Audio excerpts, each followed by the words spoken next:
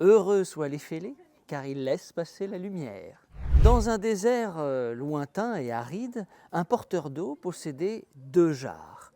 La première était la grande sœur, c'était la plus belle, c'était la mieux formée et surtout celle qui avait la tête sur les épaules.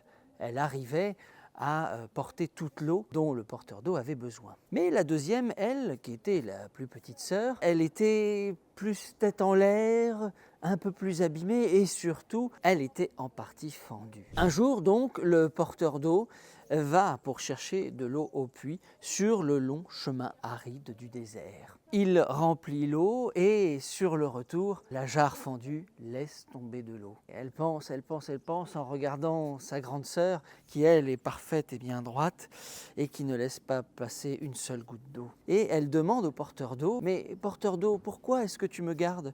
Tu vois bien que je fais tomber de l'eau tout le temps et que je ne remplis pas bien ma mission, contrairement à ma grande sœur. Tu devrais me jeter, tu devrais me remplacer. Le porteur d'eau lui dit alors: attends le retour et tu vas voir. Au retour, la même chose se passe. Il remplit de l'eau et la jarre fendue laisse tomber de l'eau au sol. C'est alors que la jarre fendue explose de tristesse. Qu'est-ce que tu vas faire de moi, encore une fois? Regarde, je fais tomber plein d'eau. C'est alors que le porteur d'eau retourne la jarre sur le chemin. Arrête de penser.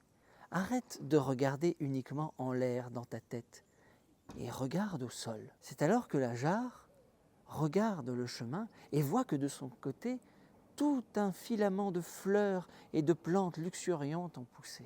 Le porteur d'eau lui dit alors: tu vois, c'est grâce à toi que ces plantes ont poussé. Et c'est grâce à toi que je vais avec plaisir au travail porter les lourdes charges d'eau tous les jours. Et c'est aussi grâce à toi que je peux, en sifflotant, ramasser ces fleurs et les offrir à ma femme. À la semaine prochaine pour un nouveau conte.